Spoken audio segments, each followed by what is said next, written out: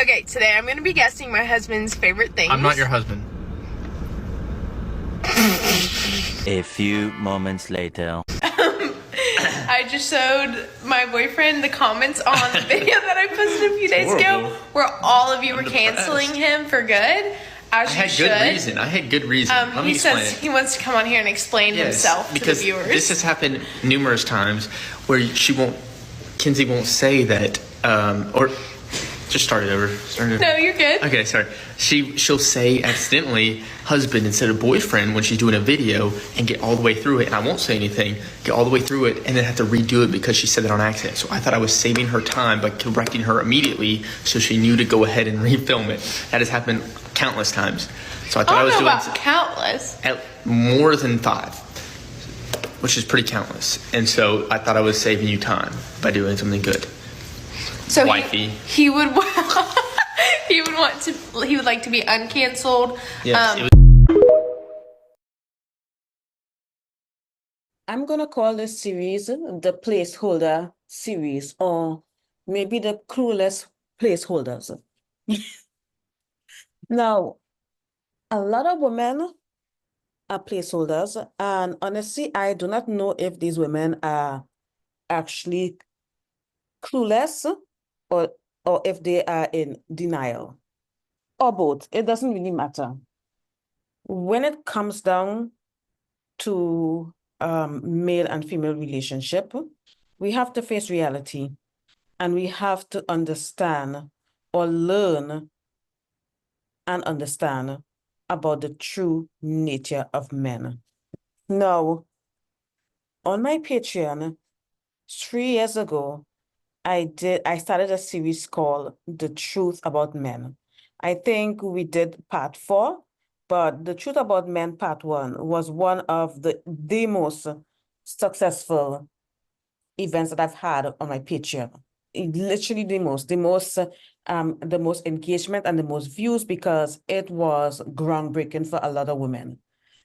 A lot of women walked away from that first meeting with completely new set of eyes, and a lot of women were in shock. Some of them were in denial, I guess, but women were no longer blind. The women that came to that meeting were not blind. I invited a panel of women, and some of those women were sex workers. And hear me out. I was going to say that nobody knows the true nature of a man more than a sex worker, but actually, the only people that actually know and understand the true nature of men are sex workers and men. That's it.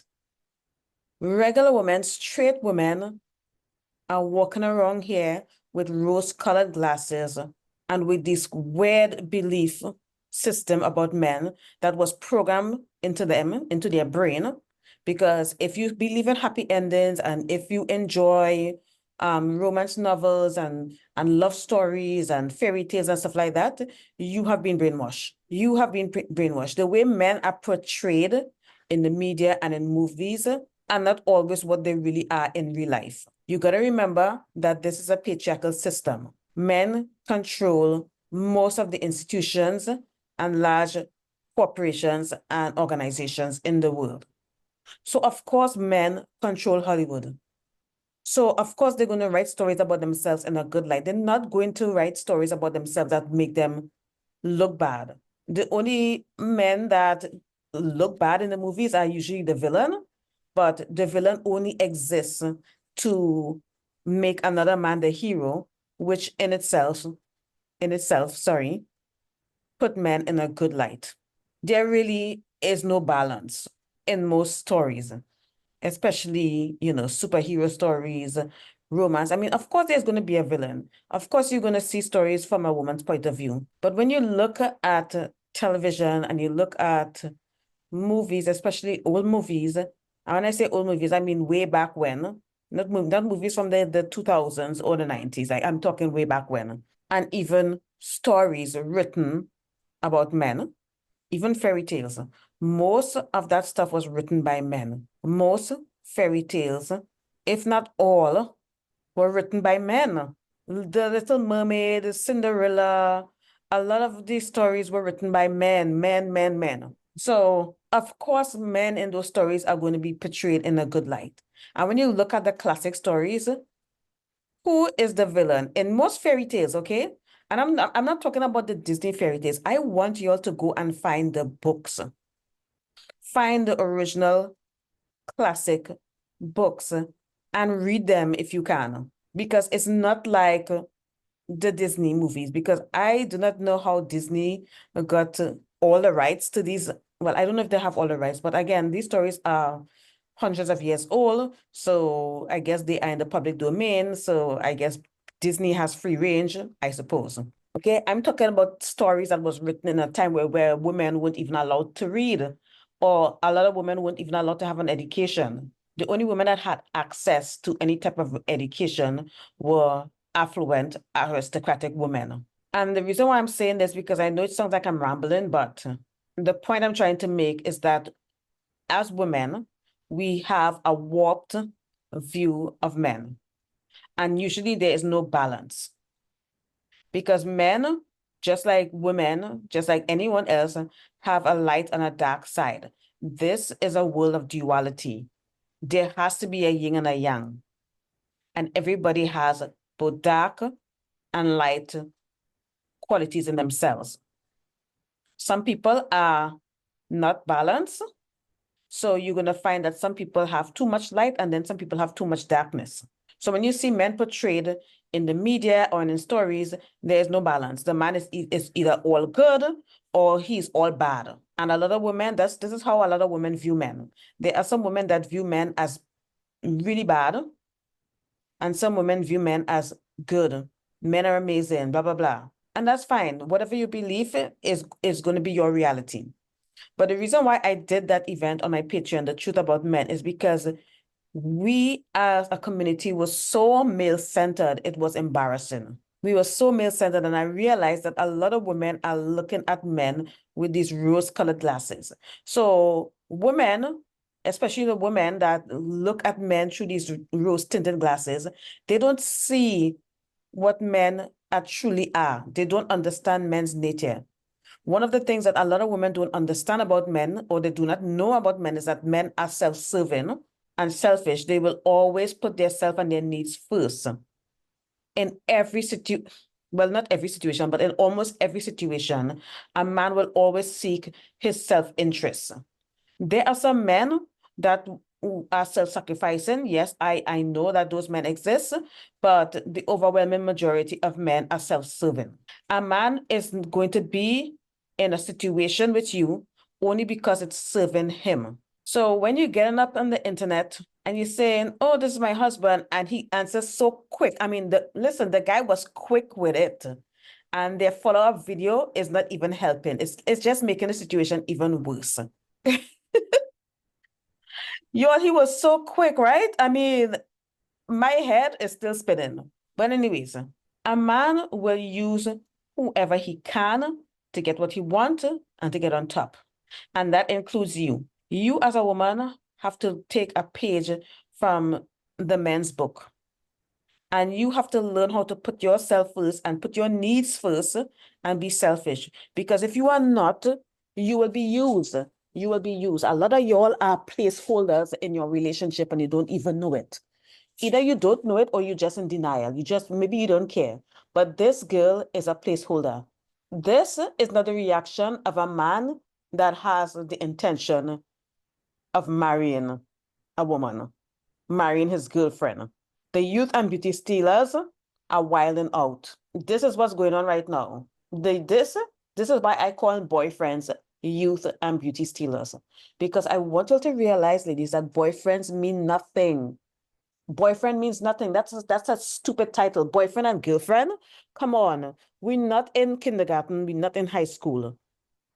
If you are a grown person, a grown woman or a grown man, and you have a job and you're providing for yourself and supporting your own lifestyle, why are you okay with the title of boyfriend and girlfriend? It doesn't make any sense. So a lot of you all are not intentional with dating, and it shows. Because I'm telling you, if that was the reaction of a man that I was dating, I wasn't going to see him again. You know, and you know what's funny though? I remember when I was dating, I'm going to talk about my husband for a second, but I remember when we were dating and we'll go out and people will mistake us for husband and wife, or we'll go to the restaurant and there might be a reservation and they will address us as Mr. and Mrs. when we were not married. And we would just laugh about it and giggle about it because, you know, it was cute. That's a green flag reaction from a man. But if he's like, that's not my wife, that's that's not my wife, we're not married. Like, if he's going out of his way to let it be known that we are not married, that's a red flag for me. It's a red flag, I'm sorry. So that man doesn't want to be associated with you like that. He wants everybody to know that he is available. And I've seen all those videos where, you know, those challenges where the girls are calling their boyfriend or the youth and beauty stealing their husband. And a lot of them, they are cute because the guy's reaction is cute. You can tell when a man is really into a woman. But baby girl, this man does not like you. You are a placeholder. This man is biding his time and waiting for Mrs. Right. He's waiting for the right one. But the thing is, people are not, people or men in general are not noble in their intentions because they know that you're not the one, but they're going to keep seeing you. They're going to stay in that relationship with you. They're going to stay in that relationship for as long as it serves them. A placeholder serves a purpose. I mean, let's look up the definition of placeholder. Okay, placeholder, a person or thing that occupies the position or place of another person or thing. This is the definition in the Webster Dictionary, okay? I'm going to read that definition again for y'all so that you will understand what the hell a placeholder is because y'all want to be in denial.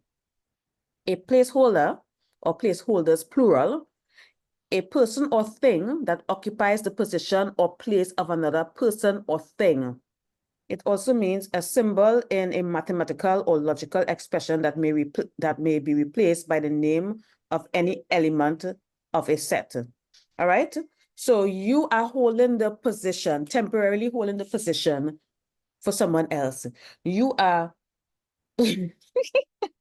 you are grooming that man. You are molding that man.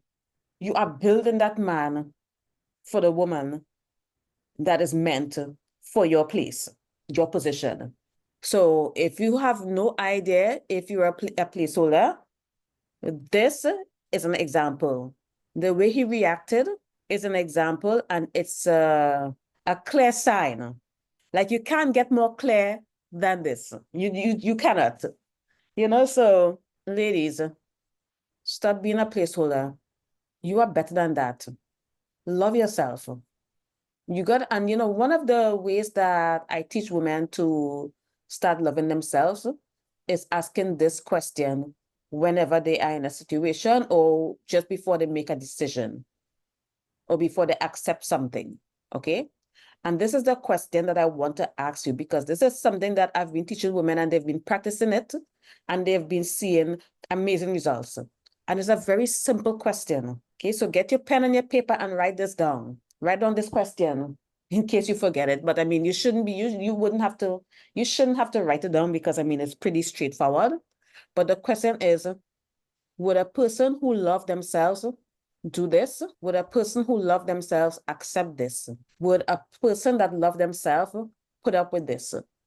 Ask yourself that question and you're going to get the answer because your gut, your intuition, your higher self is going to give you the answer. And you're going to get the answer in words in your mind or by a feeling. You're going to feel some type of way. But I promise you're going to get the answer. Just ask yourself that question before you make a decision to, I don't know, stay with that man after he did something dirty. Ask yourself this question. Would a person that loved themselves stay in the situation? You got to ask yourself, do I love myself? Do you love yourself? Because a lot of y'all don't love yourself, but sometimes a lot of y'all never really ask yourself that question. Do I love myself?